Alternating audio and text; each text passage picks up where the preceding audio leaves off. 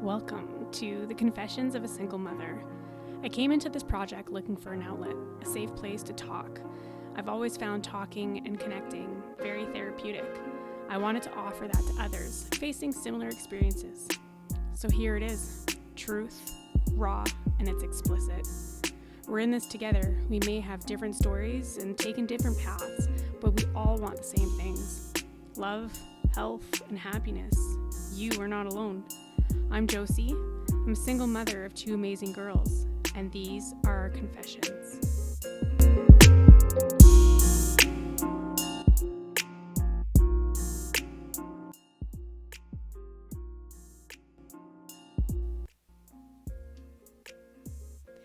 Good evening. So we are here, Confessions of a Single Mother. My name is Josie. I'm here with Krystle, who is defines the word boundary, brings a whole new definition to the word fierce. I am quite lucky and honored to be working with her on a daily basis, Monday to Friday, 8 a.m. to 5 p.m. And also... Should be 4. Should be 4. Should be almost 3:30, really. and I'm lucky to call her a friend as well. We're sitting here on take 2 because your host, Josie, doesn't know how to record. Let's be honest. So we were 50 good minutes into a soulful podcast. It was good. It was fucking amazing. It was good. And I forgot to push the record button. So I'm like, oh, I wonder how long we've been recording. And 0. That's how long we've been recording. Yeah, and I just need to add in here that then it recorded everything after. we had realized that it wasn't recording. So we have good bloopers for you. Oh, it's amazing. It's quite funny. There's a lot of swearing. So from Krystle. Okay. Yes. So here we are, take 2 of Confessions of a Single Mother.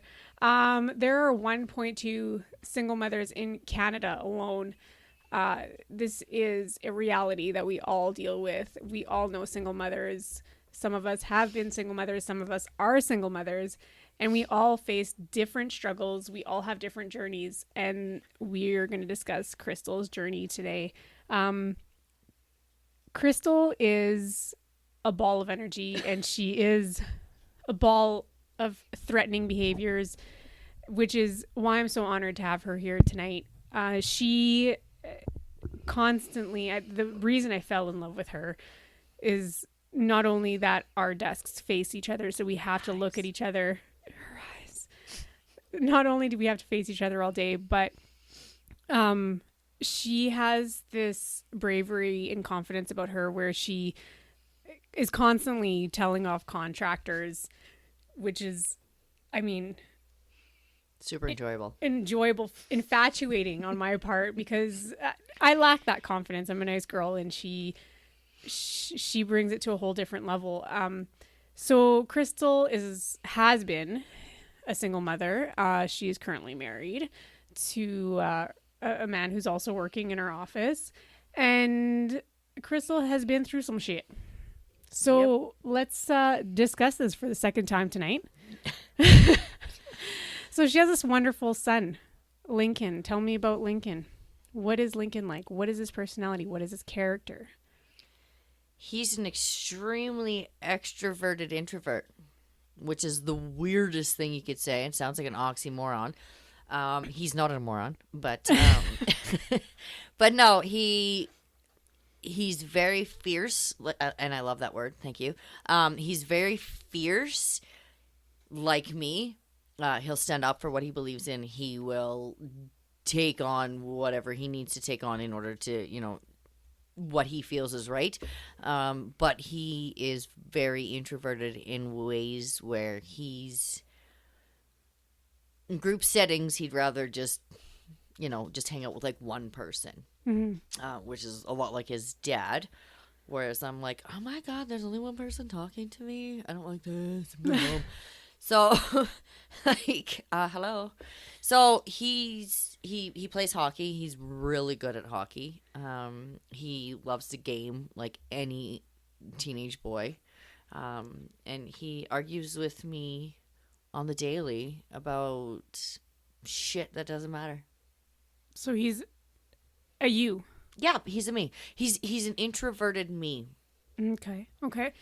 And his father, Clay, let's talk about his father. So you met him, you were how old? 19? Okay. 19 or 20. I'm kind of iffy on the time. Not gonna lie. But yeah, I was about 19, 20. A friend of mine called me and was like, we're going for wings. I was hungover, didn't want to go anywhere. I decided to go reluctantly. And I say reluctantly to the point where I didn't even shower. And I was like, whatever, it's just wings. And when we got there, Clay and a bunch of his buddies were also there. And throughout the night, I had a couple of drinks and maybe a pint or two. And I wrote a note to him and said, do you like me, yes or no? And he circled yes. Now, mind you, this was on a napkin back in the day when you could, sit next to each other. And you didn't have to pay 5 cents for a napkin. I didn't have to pay the 5 cents. It was just on the table. It was Right. weird. There was Wow. actually a pen there. They gave you a free pen? Yeah, a free pen. Wow. Yeah. Way to go, Ship and Anchor, by the way. So, And the anyways, rest he is started. history. Yeah, Thank you. Yeah, and the show's over. No, and then so and he circled it yes and handed it back to me, and from then on it was kismet. Like it was amazing. It was awesome. We were great. Blah blah blah blah blah. Then What attracted you to him? his hair. He had long, dark, wavy, surfer-like hair. He was a skateboarder type, and that was my jam back in the day. What was he wearing that night? He was wearing baggy blue jeans with a white t-shirt, an RDS t-shirt, and he had a RDS hoodie on, a black one with the orange logo on the back. Fuck, I miss the 90s. Right? Right? Yeah. Yeah. Yeah. It was so much easier back And it then. was like, Come As You Are by Nirvana playing in the background as he was like, walking in.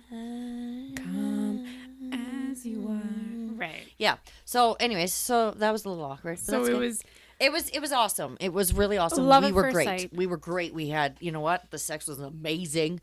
It was great. yeah. Then in September I got pregnant. We actually were happy about it.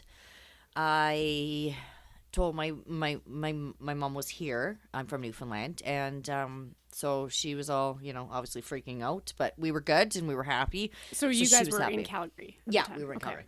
And then we went to Newfoundland to tell the rest of my family about the baby, and I ended up having a miscarriage in October. So I was about 16 weeks pregnant. Okay. So how was that on the relationship between you and Clay? Oh, it was hard. It was so hard. It was I became extremely distant. I didn't think that I was worth anything and blah blah blah blah blah. So I detached. I started drinking heavily, going out with other people, not other men, but like going out with friends and not coming home until late, and so it was very hard. But we got through it. It took a couple of months, and then How did he react to the miscarriage? I don't think he really understood how it worked. Not that how it worked. I don't think he understood the emotional impact it had on me. Mm-hmm. For him, it was like, oh, well, that really is shitty. And that was it. Yeah. Like he saw that I was upset, but I don't think he didn't feel that sense of loss like I did. Right. So the miscarriage didn't go smoothly. You needed a DNC. Yeah. And how difficult was was that? Super hard. Because normally a miscarriage, you just kind of bleed it out and you're good to go. But A DNC is a procedure you would have after miscarriage or an abortion. So how soon after the miscarriage did you have the DNC? 2 days. So I had the miscarriage and I didn't pass anything. So I had to have D&C. How did you know? So, because you didn't pass anything, how did you know that you had a miscarriage at that point? Like, were you bleeding a lot? Yeah. Was there a lot of pain? I had a lot of pain. And I was bleeding a lot. And I just knew something was wrong. So I went to the hospital. They did an ultrasound. And everything was still, kind of there. Yeah. So they had to, go in and take everything out. And yeah, so it was quite traumatizing, actually. Yeah, definitely. So then when we came back from our trip to Newfoundland, it was very hard for the first couple of months. And then I kind of snapped out of it, I guess you would say, and just realized that, hey, you know what? It is what it is. Everything, for me, the way that I think is everything happens for a reason. Whether you believe in God, whether you believe in Buddha, whether you believe in fate, it doesn't matter. Everybody, there's a purpose to everything. Mm-hmm. So for me, there was a reason why. Mm-hmm. So got my shit together again, and then we got engaged that August. And then 2 Marches later, we got pregnant with Lincoln. And how was that pregnancy? Amazing, except for the heartburn, but other than No that, it was sickness. awesome. No sickness, no nothing. Like the only thing I had was heartburn. I did gain like 87 pounds, but but I lost it within the first 2 weeks. I lost like 40 pounds. It was all water weight. I didn't even look pregnant until September, and I got pregnant in May. Right. Like I just nothing. Right. It was amazing. And how did he feel about this newfound baby? Very excited. Very excited. Yeah. Was he more excited about the second than he was about the first? No. No. No. He was just super excited. You guys were in love, Mm-hmm. and you were having a baby. You were engaged to get married. Mm-hmm. Everything was perfect. Mm-hmm. So it was... I don't know. It was... I just felt like I'm not... It was like a do-over. Yeah. That's literally what it was like. Okay, this is our do-over. This is our time. Did you find in this pregnancy that you were doing things differently because of the first one? Yeah. Like that's how. Well, I was in school for to be a hairdresser, and one day I went to school, and my girlfriend and I were out we left class, of course. Anyways, beauty school dropout. What? So she was like, "Hey, let's go for a smoke," and I was like, "Okay, cool," and go outside, and I didn't want to smoke at all, and it repulsed me, and I was like, "Okay, that's kind of weird. Maybe I just have a cold, whatever." And then at lunchtime, we were gonna go for a beer, and I didn't want the beer, and then I knew instantly. I was sitting in the room with Jen. I remember it to this day, and I was like, "Yeah, I'll grab a beer, whatever." And then so I ordered my beer, and it came to the table, and I went to take a sip, and I wanted to puke, and I looked at Jen, and I went, "I'm fucking pregnant." And she goes, "You're not fucking pregnant." I'm like, "Dude, I'm fucking pregnant." She's like, "How do you can't just sit here and just be like, dude, I'm pregnant without taking a test." And I was like, honestly, don't want to smoke. It really makes me want to throw up. Right. I don't want to drink. Those are my two go-tos. That's like my life right there. And I didn't want a it. newfie. Yeah. This is your That's gene. me. It's what That's you're like in born my to blood. do. Yeah. Exactly. Genetics. Yeah. Yeah. So I knew. And then she's like, "You're such an idiot." Anyways, so we go get a pregnancy test, and it came back negative. She's like, "See, I fucking told you." I'm like, "No, I know I'm pregnant. I know I am." So then I waited for like 2 or 3 days. I took another test. It came back negative, like a pee test. Mm-hmm. And I was like, "No, like I know I'm pregnant. I know it."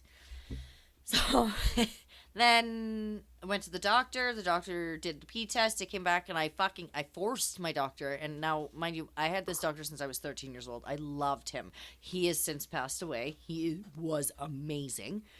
And I was like, no. I'm like, Dr. Cabal, no. Like, do a blood test. Like, I know I'm pregnant. And for a month and a bit, it still came back negative. And I looked at him. And when it came back positive, I gave my doctor the finger. And I said, he's fucking due on the 4th. Because I did the math. And my doctor looks at me and goes, how do you know it's a boy, number one? And number two, no, he's not due on the 4th. He's due in March if it's a boy. And I'm like, no. He's due on the 4th, and it's a boy of February. Yeah. The 4th of February, I go into labor, and at 4:44 in the morning on the 5th, who pops out but my kid?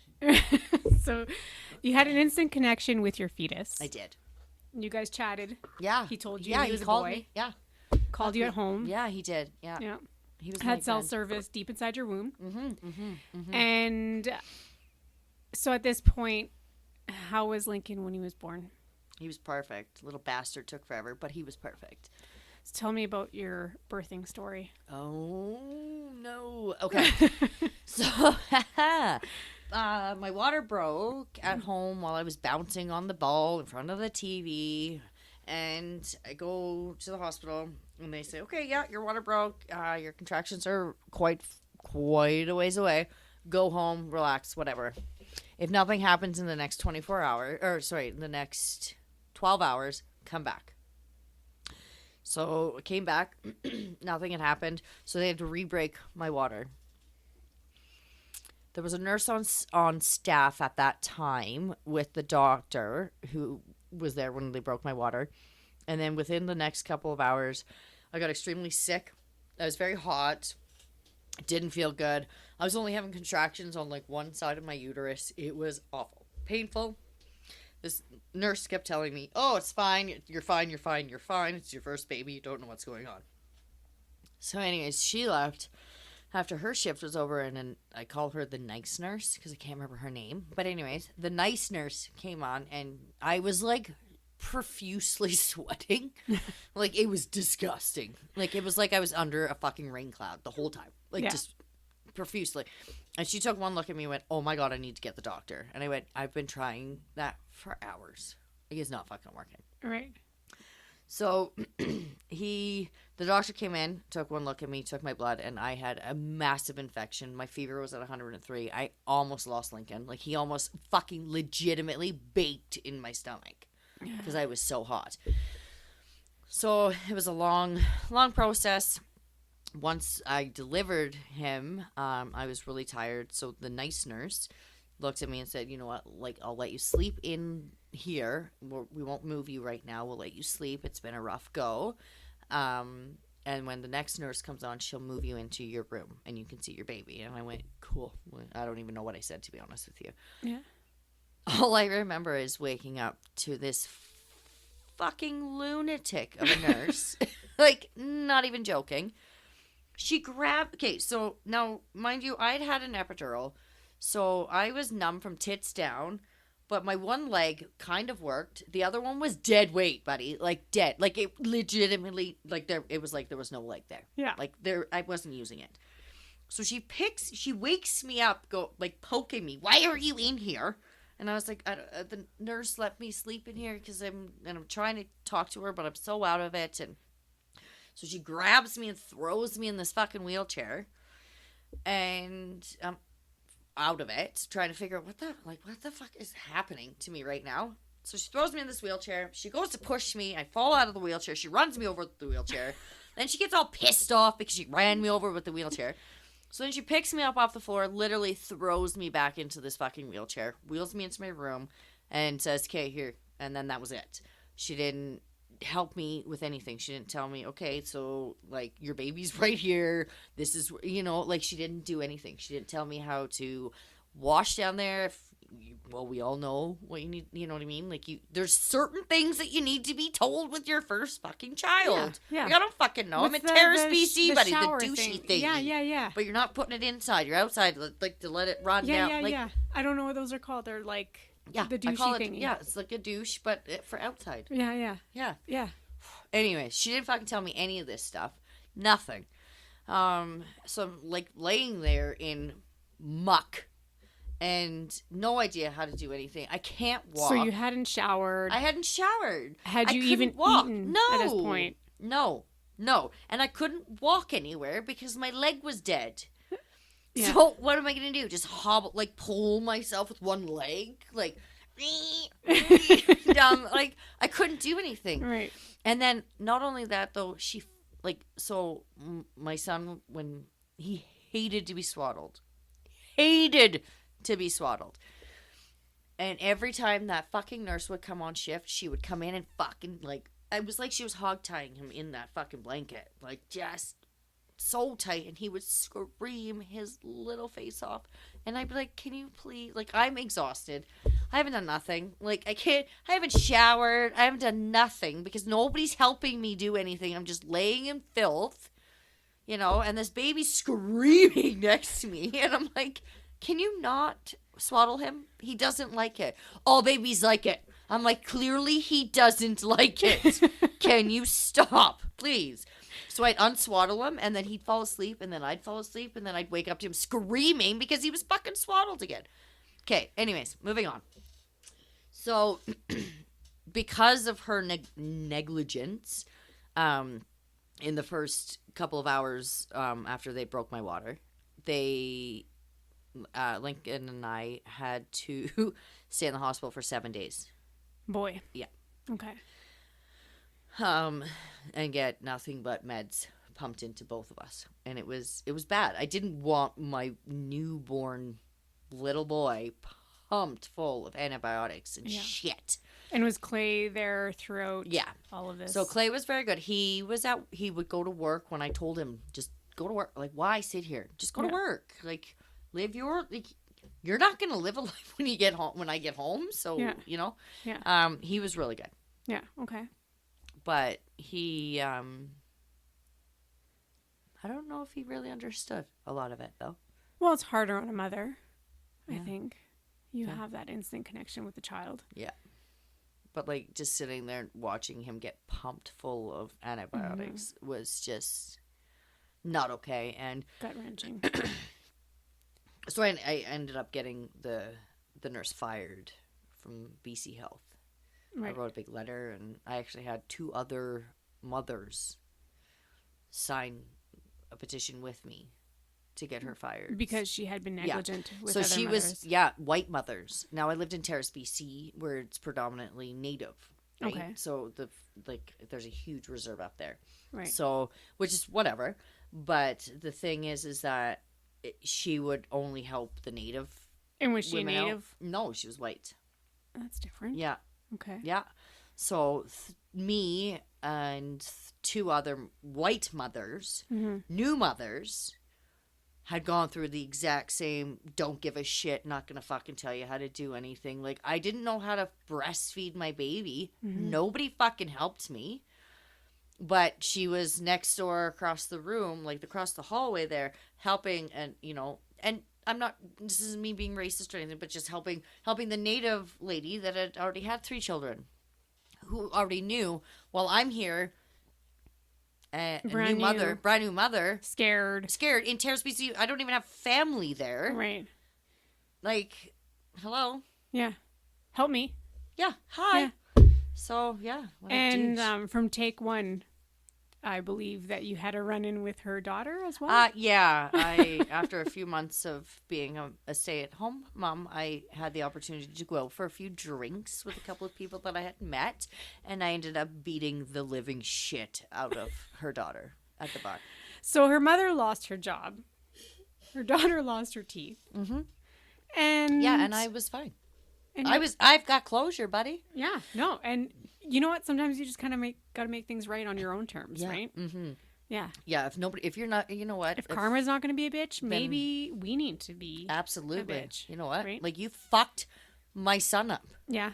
Like, you made nearly killed him, so that I almost died. My son almost died, and then we had to have fucking antibiotics for 7 days because of you stupid. See you next Tuesday. Yeah. Yeah. Like, and no. well deserved. Yeah. Yeah. So moving on, here you are with a brand new baby. Did you name him with how? No, his name. So his name was Baby Boy, and my maiden name at the time.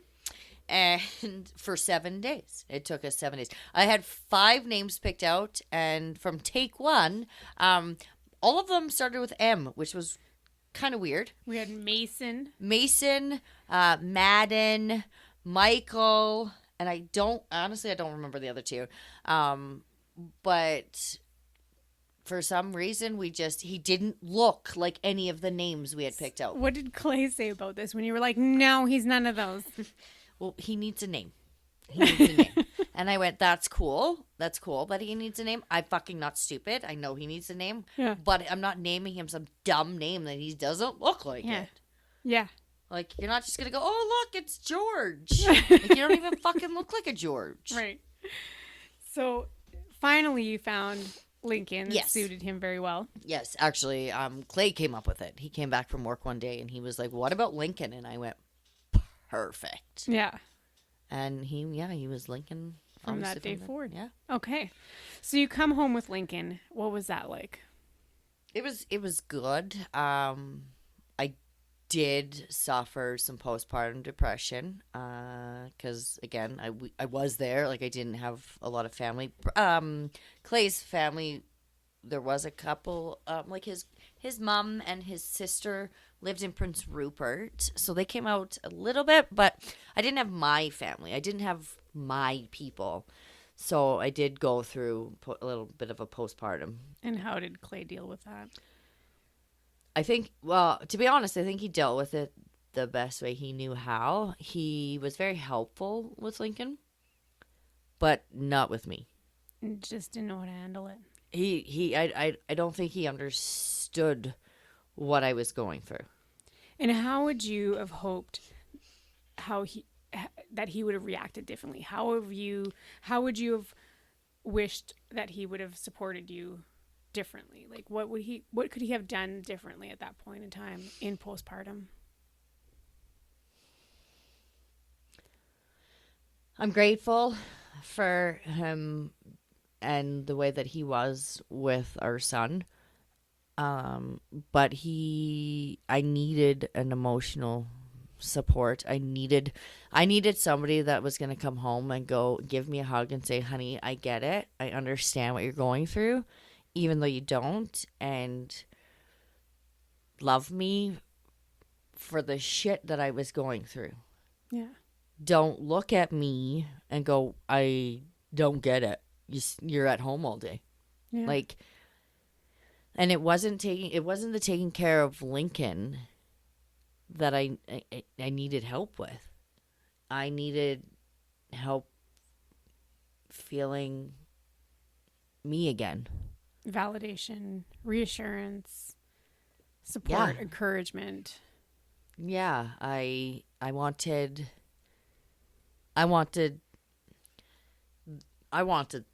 love. I wanted him to love me. Not just love me. It's very hard. Yeah. Very hard to describe. Like, I knew he loved me, but I needed nourishment, I guess. Like, love and nourishment. I needed somebody to give me something back. Like, I literally just gave my entire life to another human being. Mm-hmm. I needed somebody to give me some back. Right. And I wasn't getting that. Right. So in that, how did you deal with the postpartum? What did you do to get through it? What did you do? I drank. And I was I am still an amazing mother. But at that time when Lincoln was so little, my days would consist of getting up in the morning, making breakfast, feeding Lincoln, getting a load of laundry in the wash, going for a quick walk with Lincoln, coming back. And then at lunchtime, it would be a cape, and then I would put Lincoln in a Snuggie on me, so he was still with me. We'd go to the store. I'd go to the liquor store. I'd pick up some beer, go home, clean the entire house, listen to music on blast, dance around, cook supper, all while Lincoln is still with me. And I'm not smashed. It's not like, oh my God, like if I would fall over. No, just consistently having that little buzz. Yeah, that little tiny buzz that kept me happy. And, you know, and that's what got me through. And how did Clay deal with this? Well, he didn't like the fact, obviously, that I was drinking every day. But my whole thing is you still have your dinner's cooked, your laundry's done, the house is clean, your baby is fed, your baby is taken care of. So if I needed that little tiny bit of a buzz, and I mean by a little bit of a buzz, literally, like a 6-pack would be like 4 or 5 hours. It was just that little tinge that would keep me from fucking falling asleep, or, you know, like it just kept me going. Right. And it was, yeah. Kept you dealing. Yeah. Kept me dealing. Exactly. Yeah. And how, and was that partial deterioration of your relationship?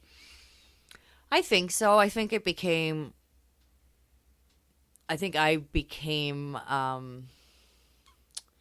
what's the word? Unattractive to him. So because of that, like, who wants to come home to, yes, your house is clean. Yes, your food is cooked. Yes, your laundry is done. Yes, your baby, everything is perfect. Like, my life, my on house paper, was perfect. On paper, it looks perfect. Yeah. Yeah. But I'm tipsy all the time. I think that it became too much, maybe, and our sex life went to shit. And that's when it started. That's when it all just started to go to hell. Crumbling down. Yeah. Okay, and at this point, so the sex life was non-existent. Okay. Did you ever confront him about this? No, only when I caught him watching porn, and it was like, well, why would you watch porn? Like, I'm right fucking here. It's not like I'm saying no, I'm saying hi. Like, put the fucking P in the V, bitch. Yeah. But I just think it was just easier for him. He was also tired too, because he also had a baby, you know, like he was very, very involved in taking care of the baby. So now that I think about it, actually, on take 2, maybe he was going through a little bit of his own postpartum. Right. Fuck, I never looked at it like that. Huh. Yeah. Fuck him. It's all about me. Yeah. Well, and that's what this show is all about. It's all about the women's version and not so much of the men's version. Exactly. But it's nice, you know, and when you word vomit, I feel, and that's where I find I go into therapy and I'm like, I have zero boundaries. I'm like, blah, and it just comes out and it comes out. And then that's where I find realization. You're like, realization, peace, you know, and it's, so sometimes you kind of have to word vomit, take 1 and take 2 in order to come to that little, we've been separated. Like I left, which we'll talk about. Right. I left right after Lincoln's first birthday, which legitimately is 13. It'll be 13 years ago next week. Oh, no, sorry, in 2 weeks. In 2 weeks, it'll be 13 years. And I can honestly say that I have never come to that realization that maybe he was also going through something. Right. Until now. You're After welcome. 13 fucking years. You're welcome. Yeah. And this is free. Yeah. I don't charge. But I don't pay you either.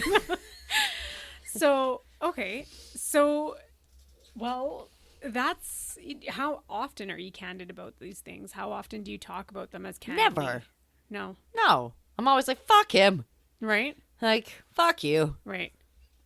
But yeah. So how often are you putting yourself in a vulnerable space where you can actually look at both sides? Yeah. But it's really fucked up because I'm here talking about being a single mother, and to be honest with you, all I've done is fucking talk about how awesome my ex is. Yeah, but you know what? there's something that happened along the way that made you a single mother. Yeah. Yeah. Yeah. Put Yeah. your fucking dick in my V instead of in your hand. Right. Yeah. Anyways. So he was watching a lot of porn. You Yeah. were horny as fuck. Yeah. Yeah. Okay. So, what was the next step to this? What happened? Where did this relationship go? It went downhill from there. I wasn't happy. I didn't want to be in Terrace, BC anymore, and I wanted to come back to Alberta. So you vocalized this to him? Yes. So he got a new job, and we moved back to Alberta. And by then, it had just deteriorated so much where I was going out at night, but taking care of Lincoln all day. While he Clay would was come home from work, take care, and I'd be like, "Hey, peace, I'm out." Right. Right. It just because now you had friends and family, so you felt. I felt good. I felt me again. Right. And it just went all to hell. Right. At that point. Yeah. Because then it was like, well, I literally went home one night and said, "What are we even doing? Why are we even trying to make this work?" And he says, "I don't know." So I packed Lincoln up and I moved to Calgary. And this time, it was what time when you said this to him? About 10:30. So I probably got to Calgary at around 1. So you had spent all day at work, not Went out for considering the drinks. fact that you were about to become a single mother. No. I had no idea I was going to be a single mother. So you had no prep time, no mental preparation, No. physical packing, nothing. So you just jumped in your car. Yeah. I packed my kid up, packed a bunch of clothes, and said, "See you later." So you left everything. Clay Everything. with everything. Everything. And you had I had a backpack with a few things of my clothes, some makeup, and I had a duffel bag of Lincoln stuff, including like diapers and everything like that. Mm-hmm. And I thought I was going to go to my girlfriend's house, but she was in Mexico. So I literally just started driving and ended up at my mother's house. Who, by the way, gave me 2 weeks to find a job and a home. And how did that go? Oh, it happened. Nice. So now you're a newfound single mother. Mm-hmm. And how is the co-parenting at this point? The co-parenting actually was really good. Being a single mother for the first time being a mother, and this all happened within a year, right? Like I left just after his first birthday. At this point, would you say you were still suffering from postpartum? Absolutely. Okay. Absolutely. 100%. Okay. I had not. I wasn't me. Okay. So I left, and then for the co-parenting was really good. I had him Monday through Thursday, and then Friday after daycare, Clay would pick him up, and then he'd bring him back on Sunday, and then we'd go through that whole routine. So that was for about a year, and then I was still suffering from postpartum. So for that would have been 2 years and a bit, and then 2 years and a bit, and then I tried to commit suicide. How? I took a shit ton of pills, and realized what the fuck I had done, and Lincoln was in bed.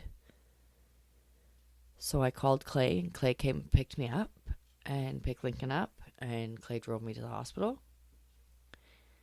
And I just remember Lincoln just crying in the back seat, hoping that Mommy was going to be okay.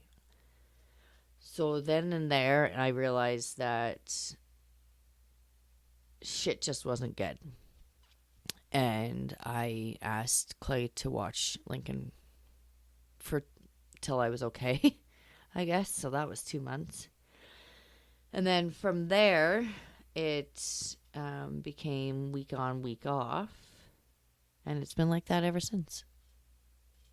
And that's been a positive experience, the week on, week off? Or Yes and no. is his dad also in Calgary? Or Yeah, at the time. And then we both moved. yeah. Right? So, but it's been a good experience on and off. The problem, though, is the different style of parenting in both homes. So I'm more laid back. As long as you know what, you've got your chore list, you know what you need to do. As long as that's done, you do you. That's how I am. Versus where at Clay's, it's all about family. You get your own time when I decide you get your own time. Right. Now, is Clay in another relationship at this point? Yes, he's. And is this his decision or more of the new? So Clay remarried. I guess we didn't really get married, but anyways, Clay married a friend of mine. She was actually Clay's sister's friend, who obviously I was friends with because we've been together for 4 years. All right. And then they ended up dating for a while, and then they got married, and she's just got more time. Yeah. She's also a hairdresser. Right. So she works, her shift work or whatever. So she's got more time to spend with the kids. And do things and this and that. Whereas I work a full-time job, so when I come home, I want to spend time with my kid. I freaking love my kid. My kid's like my world. Right. But I also need my own downtime. Like when I get home at fucking 6 o'clock and I cook supper, by 8 o'clock, it's like, okay, I need to watch a show so that I can just decompress from my day. Yeah. Whereas she doesn't have that. So she's very... like, okay, so if you do 2 hours of chores, you get a half an hour of TV. Right. Like she's a lot more structured. Yeah. They used to anyways, eat every day at 5:30. Every day. Well, that's great if you're home by 5:30. Yeah. Like, fuck, I don't get... Right. Half the time we're fucking not leaving the office until quarter after 5. Like, how do you get home and cook by 5 o'clock? Like, and Skip I'm not... the dishes, that's how. Yeah. Yeah. This is not an ad for Skip the Dishes. No, it is not. No but way. You know what? You can only eat so many crock-pot fucking meals, man. Yeah. Like, sometimes I just want to come home and dip old fries in old mayonnaise. Yeah. Okay? And just eat those. I feel like this is the most sensitive you've been in the entire episode. I actually saw tears in her eyes. I'm not allowed to eat fries. So this lady is a friend of yours. Mm-hmm. Was there ever a moment of anger, resentment, or... Yeah, so he kept it... Yeah, there was, He kept it hidden for quite some time, actually. Stupid idiot. Anyway, like, we've got a kid together, and he's, like, 3. So he's like oh, so... Bethany. Yeah, sure, we'll go with Bethany. Sure. Bethany did this, and Bethany... And I'm like, what? So then obviously I put 2 and 2 together. I'm not a fucking retard. I mean, sorry, that was politically incorrect. I'm not dumb. That was politically incorrect as well. But I want it to be raw and authentic. Go ahead. Yes. You're not a fucking retard. Go ahead. Okay. So I'm not. So obviously. And then I just, to be honest, I remember one day, he was going to, so Clay was going to Vegas for a work thing. So I'm like, okay, cool. Like, yeah, okay, fine. I'll keep Lincoln for your weekend. Like, you know what I mean? Like, no problem. I don't care. Mm-hmm. And then it was funny because Lincoln's like, oh yeah, so Bethany and Dad are going to Vegas, and they're going on like a big old airplane, and I was like, oh, so Bethany's going, and he's like, yeah. I'm like, oh. So of course, me being me, I texted and was like, so do you need any help packing? Just needling into that. He's like, no, I'm good. So I did a drive-by, of course, her car's in front of his house. And I'm like, you're such an idiot. But he wouldn't tell me about it for like 3 years. And I was like, oh, not only that. He's like, so I bought a house in town. Yeah. And I'm like, how did you buy a house? He's like, I got a co-signer. And I was like, oh, you mean Bethany? And he's like, well, yeah. I'm like, I don't understand. For like 3 years, you've been saying, oh, I'm doing this and I'm doing that, and I've got a co-signer. Your co-signer is your fucking girlfriend, dumbass. Like, we have a 3-year-old together. He's now 4. Like, he's not dumb. Yeah. He's going to use her name. Yeah. So that was fun. And then, so I was still bitter. Super bitter. So at this point, was there any thoughts that you... I wanted him back. You wanted to reconcile. I wanted him back. Bethany literally for the... could Probably a die month. and Yeah. burn, I'll and you would... cut her throat. It's fine. Yeah. Like, while she looks at me so she can see it's me cutting her throat. But I wanted him back, I say, about a month and a half after I left. Right. And it took until I met my current husband, Ricardo. Gotta love that name. Till I met him. And that's when I knew that I loved Clay. And I still love Clay. You're right. But I didn't love him. Like, he You wasn't weren't in love with him anymore. No, absolutely not. Yeah. Absolutely not. Yeah. There was an idea of Clay that you loved. Yeah, it was the picket fence. It was the white picket fence. Like, yeah, let's have babies and have a family and raise them. And... Driving Cadillac Escalade. Yeah, let's be a drive with the soccer leather mom. and Like, cereal. no, I'm a fucking hockey mom, bitch. Yeah. You know? Yeah. Yeah. Mm-hmm. So But being single mom was hard. It was very hard. Unlike a lot of single moms out there, had the support of my son's dad. I didn't ask him for anything. He's never paid a dime in child support. I've never asked him for a dime in child support. Mm-hmm. He's brought diapers once in a while when I was like, hey, I'm like, you know what? You're dropping them off. I don't have time to go to the store. Can you bring me a few diapers till tomorrow? Mm-hmm. Cool. Done. It's been very amicable. Whether I liked the fact that him and a friend of mine got together, no, I didn't. No, I didn't. And I was not happy for a long time about it. But him and I have really put all of that type of shit aside. And I'm very, very lucky. And same with, obviously, my son is very, very lucky that we have never put him in the middle of anything. So, knowing you, working, I mean, in adjoining desks with you, and knowing the fact that you can never bite your tongue. I don't think I've ever seen you bite your tongue. No, I don't. Okay, I'm going to be very candid Bring about it. this. I'm going to be very candid about this. Okay, that's fine. How the fuck did you bite your tongue with him?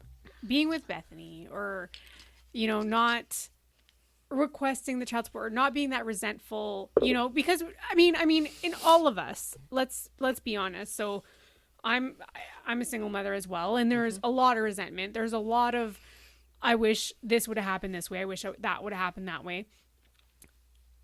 And I find it difficult. And I'm not as forward as you are. No. They're like, I hate confrontation.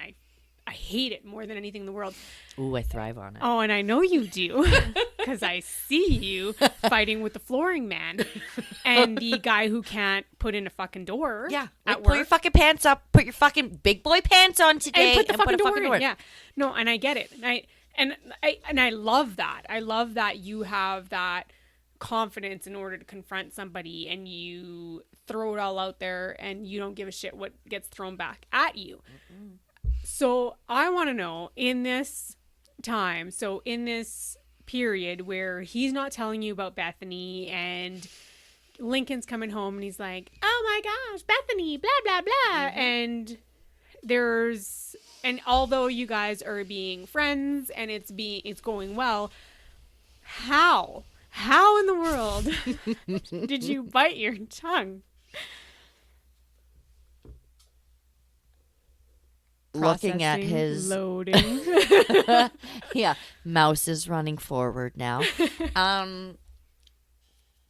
Looking at Lincoln's little face as I drop him off, or I pick him up, and knowing that I would never, ever do anything to disappoint that child is what got me through everything. Yeah.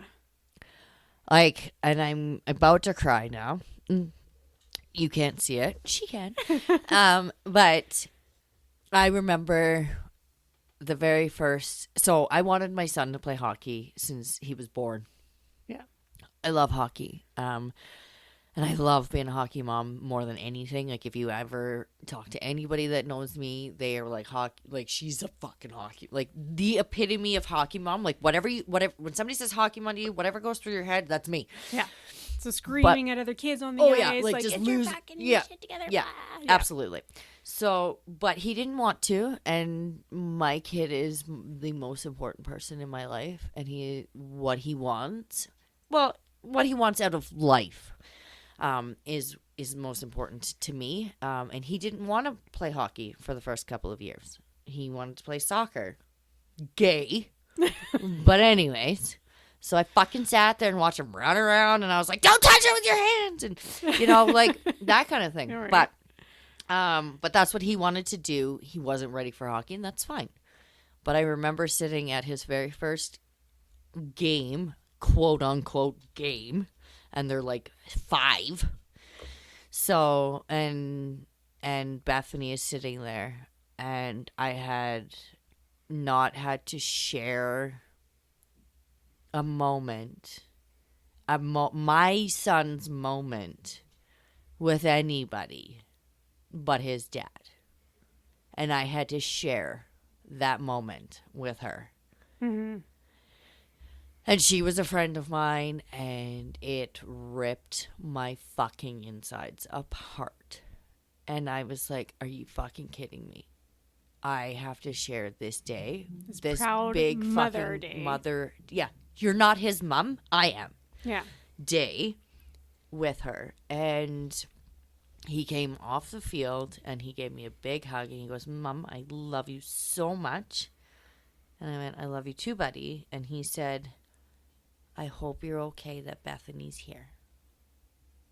And I looked at him and I said, of course, buddy. Yeah. It's whatever you want. And from that day forward, every sporting event, every school event, everything, she's been there. And now I'm grateful for her. But it's funny now, actually.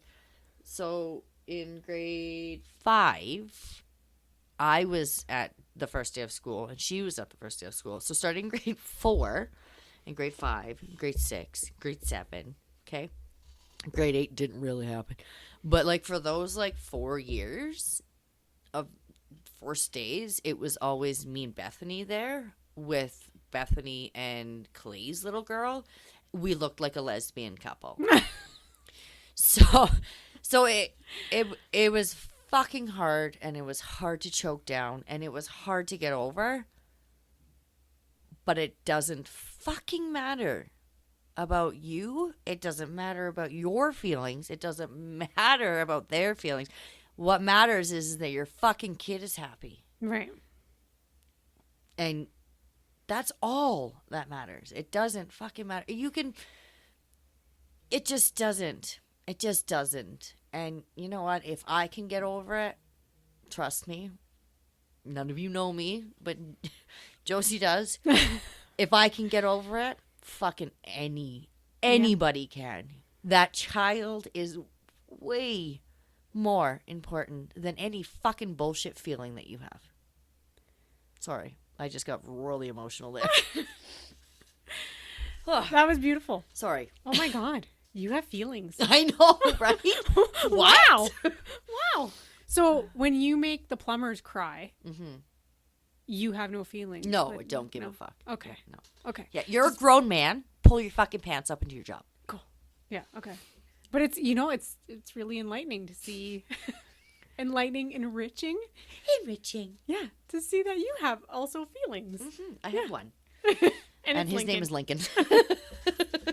Lincoln. Well, that's really beautiful. And I think that's something that I have lacked sometimes. And I think that that's something that it's a hurdle. So at this point, you and Clay are getting along. Bethany is getting along. So they had a child of their own, who is now how old? She is, I think she'll be 7 this year. Okay, ish. Yeah, 6 in or that 7. Area. 7. I'm going with 7. Like we'll still. Final answer 7. I'm very sorry if this is not correct information. Yeah, it might not be, but that's okay. Okay, so I love her, by the way. Love her. Oh Love my her. God, love her. yeah, Like, weirdly, little me. Weirdly. Like, if I could show videos, like, just, oh, she's like, just Spitfire. yeah, Yeah. like the devil in Prada.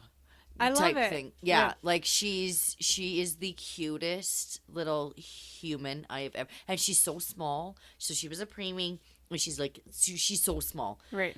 But she is like, holy fuck. Like I love her. I love her to death. I love her to death. She is amazing. When she was little, she'd come like we'd be at the rink, and she'd come around the corner and she'd be like, Krystle, oh my god, and we'd have like a big old conversation about nothing. Yeah. But like, and I love that we have that bond. Like it's a really good. Yeah. It's special. Yeah, it is. It's special. You're like extended family. Yeah. Yeah. No, So we don't hang out or anything. That'd be No, weird, but I mean, she knows who you are. yeah, She I'm feels Lincoln's comfortable. mom, and absolutely. Yeah. Perfect. Which in retrospective might be a good thing in her later years where she doesn't feel comfortable, you know, Could you imagine sharing secrets with her mother or father or, you know, so. Yeah, so she has that other extra outlet. Yeah, absolutely. I'm like the weird aunt over in the corner that that "Don't throws up in talk." people's shoes. Don't talk to her like you really need to. Unless you need medication. She's probably got it. Yeah. Don't look at her purse. So he, no, not Ricardo. Clay has hitched up with Bethany, your friend. Yeah. What were your hookups after? Oh God! Clay? So I went through. Okay, so I'm not sure if everybody remembers the the bar time of your life. When we were allowed to go to the bar? Yeah, and the time that you just kept taking people home from the bar. Oh wow! Yeah. So When back in coronavirus and syphilis didn't exist. Yeah. Oh, okay. yeah. So like, Yeah. okay. Yeah, okay. so it was like all you had to do was wrap it. And Right. we're good. Yeah, and you didn't have not to wear a like mask. fucking like hazmat suits and Yeah. and buttholes. You know? You just don't speak moistly on each other and you're fine. Yeah. Right on. Right? Oh, by the way, we are 6 feet apart. So I went through I'm gonna call it my horror stage of life. God, was it fun? It really was. I worked for a company where I worked in Alberta for a week, and then the following week I was in Montreal, and then I was back to Alberta, and then I was in Montreal, and then anyways, it was phenomenal. We had a house in Montreal, had a pool, it was great. But it was very hard to do being a single mom, right? Absolutely. So I had to make it so that the weeks that I was in Montreal was the weeks that I didn't have Lincoln. But then, if Lincoln got sick, I was in Montreal and I couldn't be here to be with him. So ended up dating the VP of that company for a little while. And then I left there and moved on to the accounting firm. And then the accounting firm... So now when you're saying you moved on to the accounting firm, were you doing someone in the accounting No, firm? no, okay. no, You just Yeah, your employment. Yeah, my employment, because I obviously I quit the job that I was dating the VP of the company, so I wasn't going to, stay dating the VP of the company. Plus, he lived in Montreal, so it was like, how the fuck am I going to see you? And he's French, so he's like, voulez-vous du bonbon? And you're like, I don't know what you're talking about. Sure. Poutine. Yeah. Num num. So Voulez-vous coucher avec moi? So as I moved on, whatever, I started dating guys off POF. That was when POF first started, so it wasn't as gross as It is now. I don't even think it's even around anymore. I don't know. Like, I don't know. I've been married for like 8 years. I still Right. have no idea. So anyways, so I went through, quite the yay, look at me kind of stage. In all of this, had Lincoln ever met any of these men that you had been seeing or sleeping with? The only he had met people that were, high school friends of mine, you know what I mean, that were just friends of mine, and then it was just like, hey, what are you doing later? Kind of a thing. But they were all just friends. The only actual person that I dated that I ever brought, got Lincoln, introduced Lincoln to was the gentleman from Montreal. Okay. Because he would come. And stay. how was that? It was fine. It was fine. Yeah, he was never. How long did it take from you seeing this man to introducing him to your son? 3 months. And you felt comfortable? Yeah. Okay. Yep. He had his own kids, so he was really good with them. Okay. Yeah. There was an ugly face there. There was quite the ugly face there. He just had a really big nutsack. It was huge. It was huge. It was weird. It was 2 of these bottles. These are really big bottles. It was weird. Anyways. His nutsack. Yes. Yes, it was humongous. Okay, so just you side can't note. fit one in your mouth, kind of stuff. So on a side note. Sorry, side note. Side note. He's banging you. You can feel this hitting your butt. Yeah, and not in the good way. In, it was dude, kind that's uncomfortable. Why are you hitting my back? But he's a VP of a company, so Exactly. why not? Exactly. Okay. Right? Yeah. Was he signs. in the meantime? Was he Oh, amazing. Loved him. He was great. Was he geting you the money? No. Nothing. No, Wasn't supporting you. No. Hell no. No. And you never asked him for any of that. No. I've always, since I left Clay, it was always Super independent. Yeah. If I chose to have a child, I chose to leave my child's dad. I chose this. So it's my responsibility to take care of my child. Okay. When he was with Clay, it was Clay's responsibility to take care of him. And it was a 50-50. And that was it. So it was you do you. Yeah. I do me. Yeah. And that's it. Okay. So this man, so the VP. Okay. So then after you moved to the accounting firm. Yep. And you had a little fun on POF. Right. And then the accounting firm, then what happened, obviously, it was the downturn of the economy. So I went to school, and while I was in school, I was, down and out, needed some cash, unfortunately. So you got laid off from this Yeah, job? I got laid off from it, so I went back to school. And for a month there, in between school starting and funding coming in and whatever, I still needed to pay bills. I needed to buy food. I needed to buy diapers, blah, blah, blah. Actually, Lincoln was potty trained by then, so it was just food. But, so I went to the welfare office, as many people do, right? I'm not ashamed of it. What I'm ashamed of is meeting a guy there, who, fuck, this just bad, really bad. So met this guy named Brian at the welfare office. He was from Newfoundland. I'm from Newfoundland. Kismet, right? Bullshit. Anyways, so he Cosmic connection. yeah, absolutely. Right. So first Newfie I've ever dated, and I'm from Newfoundland, ever. Right. Never doing it again. Well, I'm married now, so no, obviously. But no, just kidding. But anyway, so long story short, he turned out to be a lying piece of shit. About 3 months into our relationship, he's like, yeah, so my mom died couple of years ago in an accident. I have like $400,000 sitting in a trust for me, blah, blah, blah, blah, blah.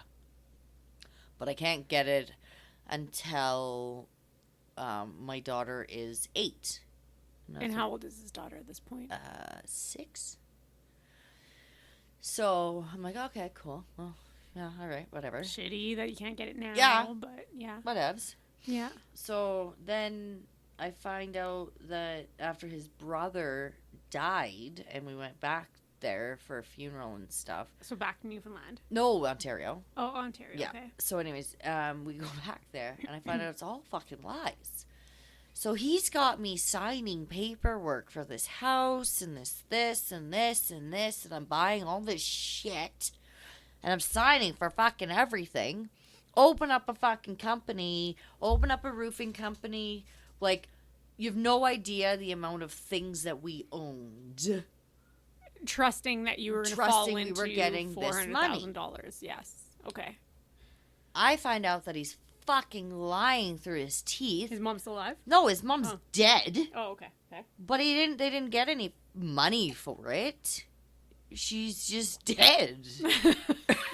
So I'm like, oh, okay. So I find So this how out long into the relationship did you find out? a year and a half. So I had by this time, listen to this. I had a $40,000 wedding planner that you had like already... that I had already given a deposit to. So you guys were engaged. Yeah. And he loved Lincoln. He was great with Lincoln. So I was like, okay, cool, whatever. Yeah. Now, so I went and he from has being a indirectly single $400,000. Yeah. So I'm He's like, great okay, with my cool. son. Yeah. We have This- lifelong plans. We Yeah. have a future. We have a goal. Yeah. We're buying a house. We're doing this. We're Right. doing that. I, coming from being technically a single mom, right? Okay. Like, I didn't have a partner. I didn't have anybody that was helping me support, right? Like, Clay didn't support me, nor did he support Lincoln when Lincoln was with me. Right. And that was so it my was just choice. Like, it was like just like straight up 50-50. Yeah, right? So it was my choice. So technically, I was a single mother for 2 weeks out of a month, Right. right? So me being the single mother, not having a house, not having this, not having that, I jumped on it, obviously. And yeah, and then I found out that November his brother passed away, so we went back to Ontario for his funeral. I found out then indirectly. I just pieced things together as like the family were talking. Right. And I was like, okay. So we get back and we're living in Strathmore at the time. Okay. The beautiful city of Strathmore. Yeah, it's amazing. Yeah. And so, yeah, again, single mother with a fucking toddler, living in Strathmore And with at a this guy that's point- fucking lying to you, who then figures kind of out that I know that he's lying to me. You've caught on. Yeah. Messes with my vehicle, and I can't drive it. So how do you mess with your I have no idea what he did. All I know is that it wouldn't start anymore. Okay.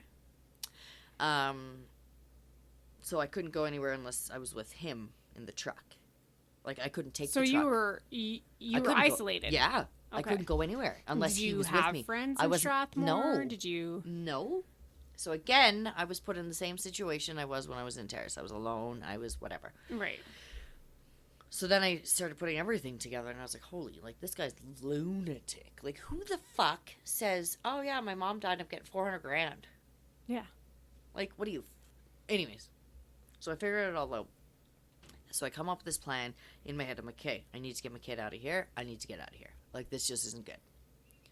So I move us all back to Calgary from... With Ryan. Yeah, everybody Okay. moves back. And... So you convinced this man. Yeah, like, Oh. let's just move back to Calgary. Everything's going to be great. So I'm playing the doting soon-to-be wife, Mm-hmm. you know, like, loving mother of his daughter and whatever, which I did love her. She was amazing. But anyways, so I'm playing this role while also planning my out on how do I get out of this? How do I... Oh, I can't relate more to that. Right, like, Yeah. okay, so what do I need to do? I don't have a vehicle. Okay. I own a roofing company with this guy. I'm the sole owner of this. Okay. Yeah. He's already fucked up my vehicle. And is he playing like, I don't know what's going on with your vehicle? Yeah. Okay. And then they had to come and take it because I was like, well, I can't drive it. I'm not paying for it anymore. Like so he fucked up everything. So I have no vehicle. My credit's shit now because everything I've signed for, we haven't paid for because there's no fucking money. Okay. So I'm like 160 grand in fucking debt.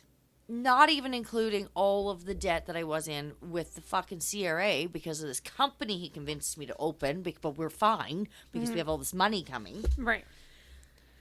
So I signed all the... Anyways, so this is in March. We moved back to Calgary.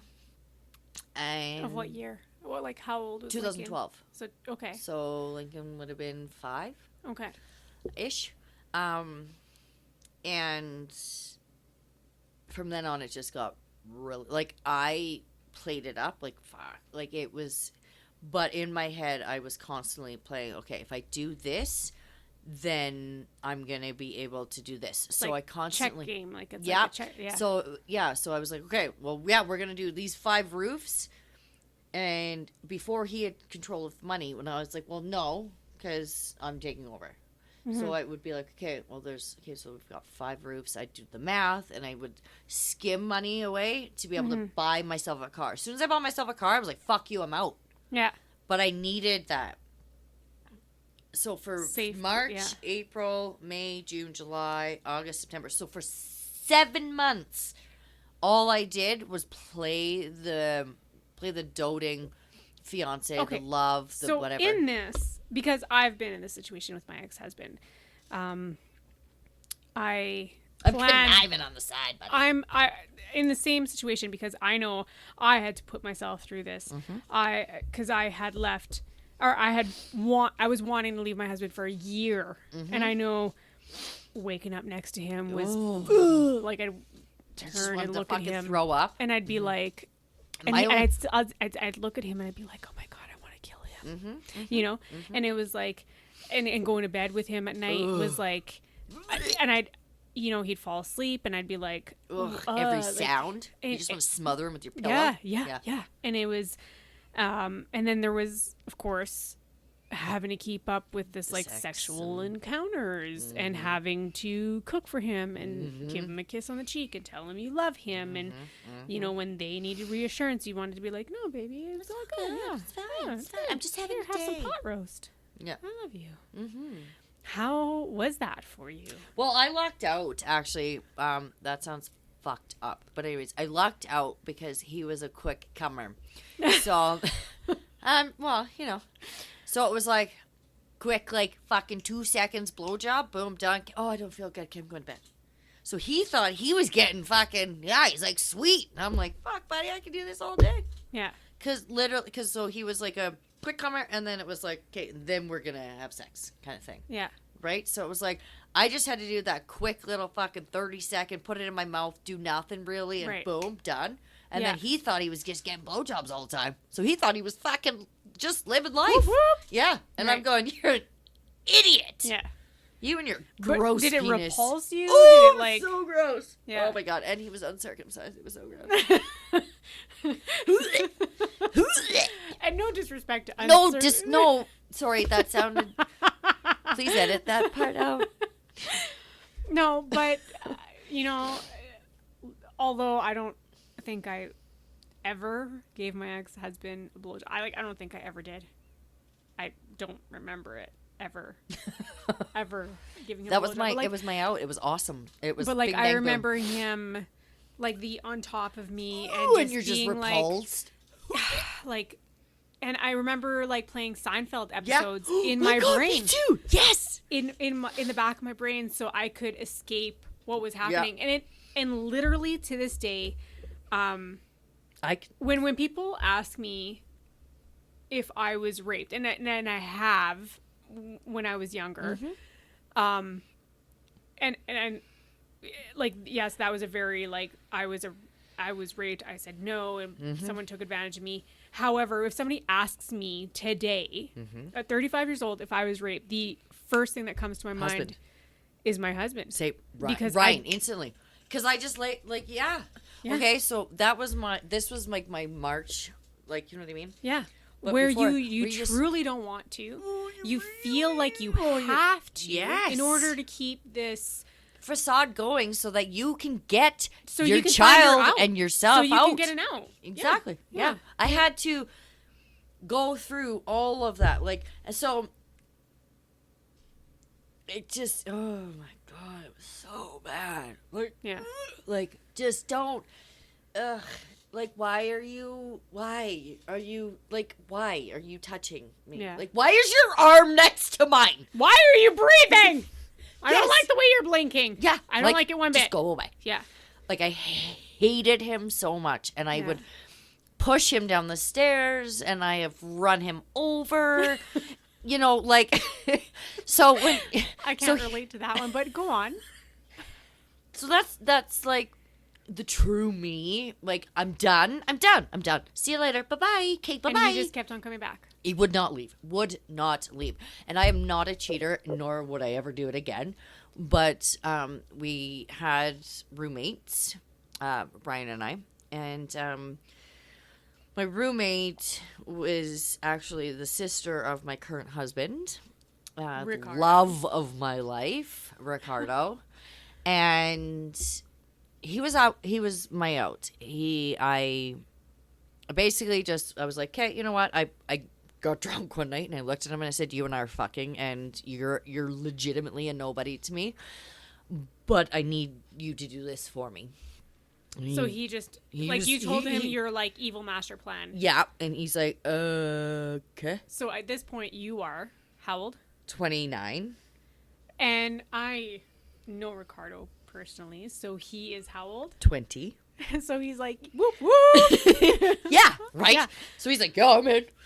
So, but there wasn't supposed to be anything. Like, it was, and I felt like a piece of shit afterwards because, yes, technically I was in a relationship. My mind and my heart and my whole soul, my whole fucking being was not in this relationship. But technically I still was, and I felt like a piece of shit. And it was just but an out. My whole thing was to come back home and be like, listen, I slept with Ricardo. And I figured that Ryan would get upset and he would, leave. However, he started crying and said that he drove me to it. So it didn't work. No. And from what I learned today, so we were sitting in the office today, and Krystle sitting right next to me at her desk, and she gets this beautiful red box of edible arrangements on her desk. And I'm like, oh, the fuck is that? Are you going to share any of those? And she's like, yeah, they're strawberry, chocolate-covered strawberries. Do you want one? And I'm like, yeah. Who doesn't? So, of course, we're eating these. And she's like, and I'm like, that's so sweet that your husband does this for you. And she's like, last time he did this for me, he bought me a whole tray of them. Okay, so Ricardo had bought me this humongous tray of edible arrangements. After you guys had slept together. Yeah. So you guys are like, at this point, you guys are like seeing each other on the side? No. Oh, no. He just wanted to make a statement. He's 20 and thinking, and I'm 29. So he's like, well, do I But do I something like nice? Like, I don't know. Yeah. Yeah, right? Should I Like, write you a thank you card? Yeah. Like, does he write me a love note? Like, I don't know. So, yes. So he buys me this huge tray of edible arrangements. Like, it has bananas, grapes. It has everything in it. And I'm working downtown at the time, and I come home with this huge edible arrangement thing, and Ryan's like, where'd you get that? And I was like, oh, my new boss bought it for me. So he ended up eating all of it. Not knowing that it was from Ricardo, the gentleman who apparently ruined his life. But it was extremely, extremely gratifying. Satisfying. Yeah. When I left and I went, those bananas that were covered in chocolate that you adored, that were from my boss? And he said, yep. I said, those were from Ricardo. And then I slammed the door on his nuts. Well, actually, I wanted to, but I didn't really. So when was the breaking point between you and Ryan? Like, what was when I found out he was lying about the money and I had signed for so much stuff. Okay, and then you ran him over, you pushed him downstairs, you cheated on him, and he blamed it on himself. What made him finally go away?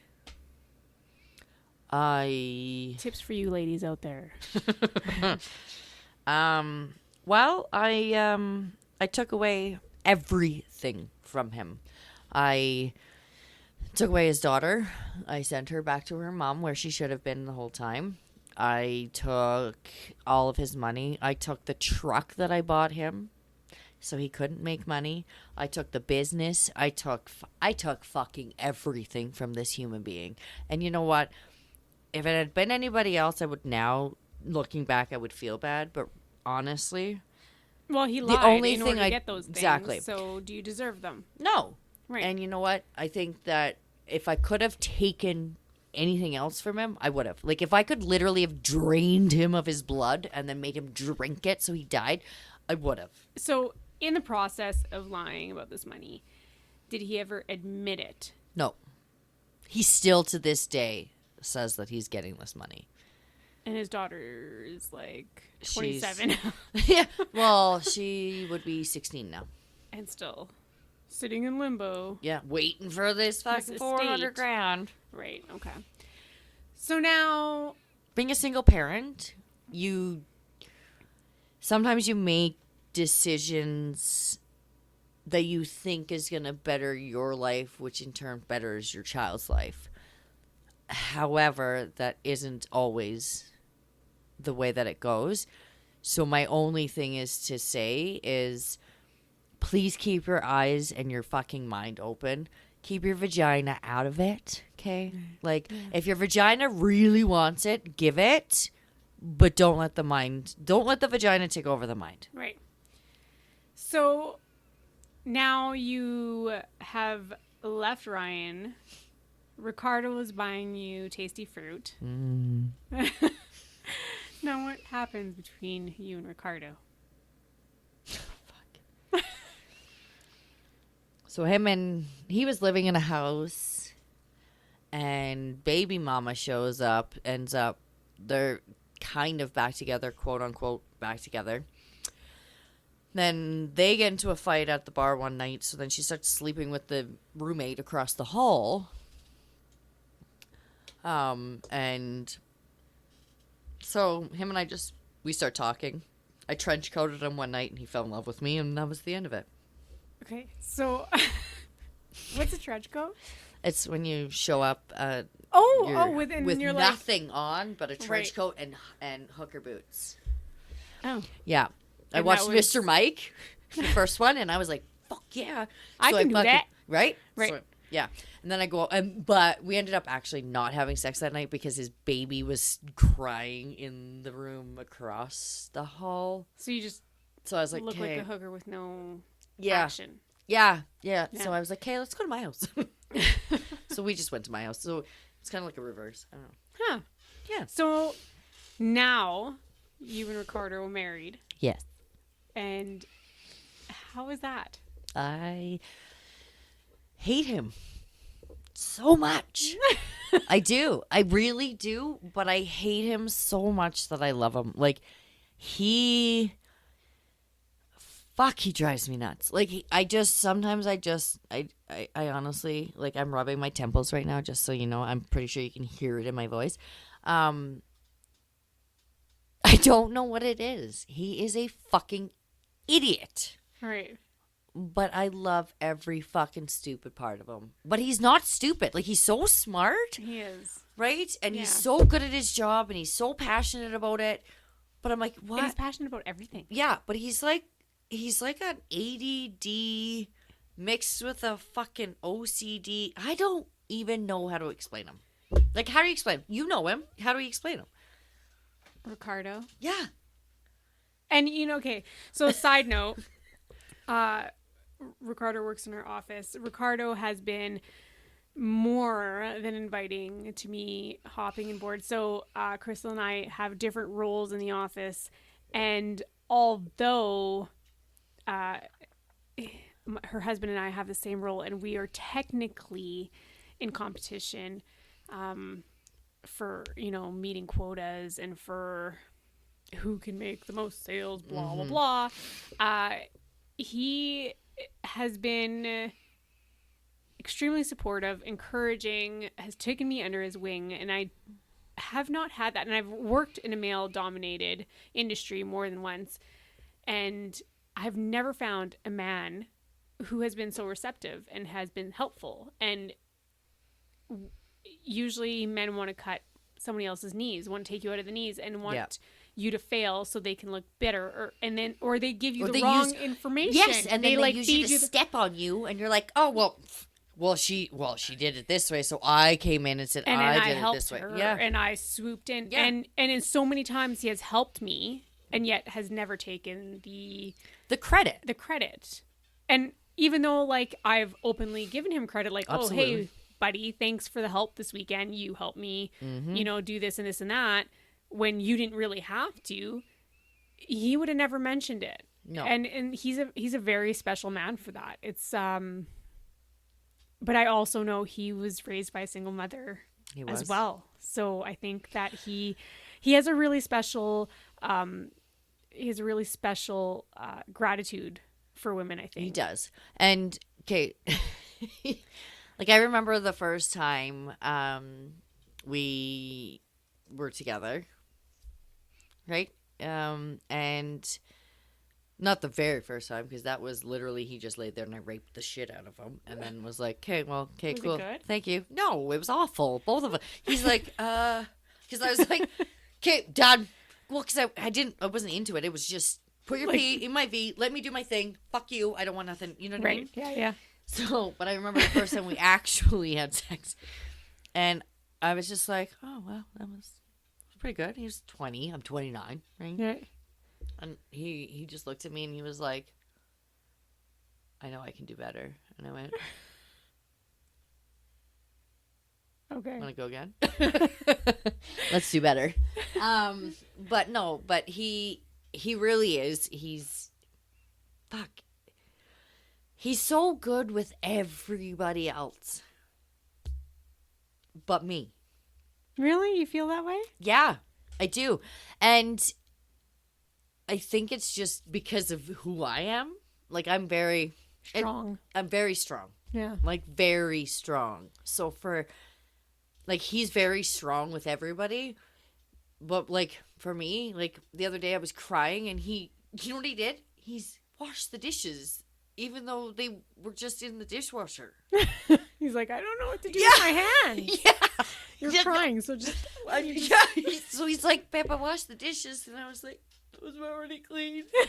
He's like, oh, okay, I'm going to bed. I think that because I'm such a strong human being and I'm such a strong presence that he's just like, So when you fall apart, he doesn't know how to handle it. Yeah, he doesn't know. He doesn't know because I'm so, How is he with Lincoln? He was very all like, oh, I'm your friend. Buddy. Fucking drove me nuts. But now, like, yes, it's been years, but now he's like, now he'll give him shit. And now he's comfortable enough to be that stepdad. Whereas before he didn't feel like that because Lincoln does have such a great dad and his dad is such an influence in his life. But so now that he's a teenager, Ricardo can adjust to him more, right? Like he can relate to him more. So there's more of this dominance, right? Like, don't be a dick. Go to your room. Do this, do that. Like, and he's very good with letting me be the parent. Like, I'm still Lincoln's parent. Mm-hmm. And yes, Ricardo and I are married. Co-parenting. Yeah, but he's not Lincoln's dad, and he knows that. And I'm not Ricardo's daughter's mom. Yeah. And I know that. We've always kept it, yes, we're co-parenting. Mm-hmm. But I make the rules for my kid. Mm-hmm. I also make the rules for his kid. Mm-hmm. Because he's a male. And men, they don't have that maternal cake. Well, no, you can't have fucking chocolate at 2 a.m. Like, no. Yeah. Whereas Ricardo would be like, sweet, we're having fucking chocolate at 2 a.m. Like, no. But it's been good. So technically I still feel like I'm a single parent, even though I'm married. But I feel like I'm a single parent to 2 children now. Yeah. Maybe even 3. Yeah. But Ricardo included. Yeah, Ricardo included, yes. So now I want to ask you, in your time as a single mother, did you feel that there was a stigma attached to being a single mother? 100%. 100%. And what is that stigma? I felt probably 2 or 3. One was a failure. Like, why couldn't you make it work with the dad? Right. Like, why couldn't you work with the dad? Well, and that was from my mom. Mm-hmm. Because it didn't fucking work. Eat a dick. Yeah. Right? Like, Yeah. but so there was always that from certain people, like, why didn't you just put up with it? Why didn't you just put up with it? I'm not fucking doing it. Yeah. That's why. Mm-hmm. Because it's better for my kid and my health to not put up with it. To see a happy parent. Exactly. Yeah. Like, cool. So I don't want my kid watching me fucking cry in the fucking corner because, I don't know, daddy's fucking watching porn again. And, Yeah. Yeah. The stigma, there was there was the, oh my God, you're working and your kid is at daycare all day. Who's watching him? Daycare. Daycare is. Yeah. That's why I pay them a Like, shitload of money to do. But he's only 1. Yeah, I know. But what am I going to feed him with? Like, he's 1. These are dried up, bitch. Yeah. Like, what am I feeding my child? What am I clothing my child with? Yeah. There was that. And then there was, and I guess there was 2 stigmas. And then there was the, fuck yeah, buddy. Good job. Yeah. Fucking, not a stigma, but like, An encouragement. yeah, exactly. Yeah. Like, good on you. Like, Yeah. I didn't ask for child support. I never fucking got it. Not that you know what I mean? Like, I did it all, but it was my choice to leave. It wasn't like, it wasn't amicable. It wasn't, I chose to leave. So it was my responsibility to take care of my child. Mm-hmm. So I had those 2 stigmas and then this So there's, like, empowerment. a negative and a positive stigma. Well, there was 2 negatives and 1 positive, right? Like, Yeah. there was that energy of good for you. I'm proud of you. Like, you're doing this all on your own. Mm-hmm. And your child is happy and healthy. And Super happy, super clean healthy. and Yeah. fed and looks Yeah. proper. Tried to smother him once, but that's fine. I'm just kidding. I'm literally just kidding. Right. So no, I'm kidding. But it was hard. And I don't, honestly, what I have to say is that I was a single parent, but I wasn't a full single parent. So props to all of those single parents, mothers and fathers, that are fully doing it on their own. Like, yes, but I only had to do it a week on and a week off. Yeah. So I lucked out, but those 2 fucking weeks a month were still so hard at the beginning. Like, they were so hard. I had a crying baby and I worked fucking 8 hours a day and like trying to potty train by myself and having to make sure that Clay was potty training the same way I was playing potty training. And like, there's a lot to it. And luckily enough, I had a good other partner. Mm-hmm.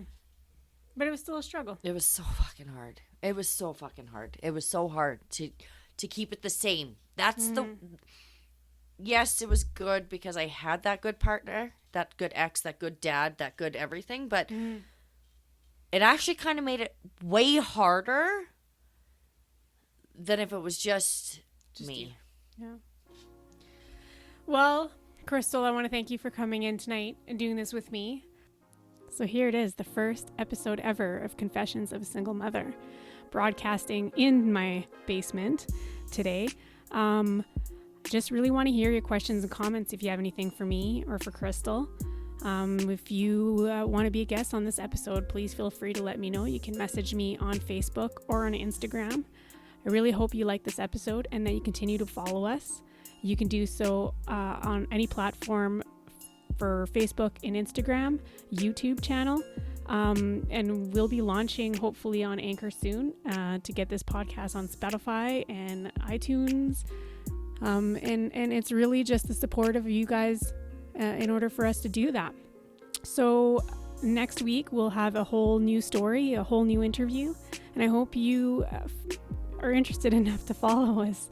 I really thank you so much for all my guests and for everyone supporting me and encouraging me in this endeavor, in this project. I just really want to make this a community, a band of mothers, in order for us to find some support and some encouragement in these struggles that we are constantly facing as a single mother. Until next week, you are not alone. We're in this together. Good evening.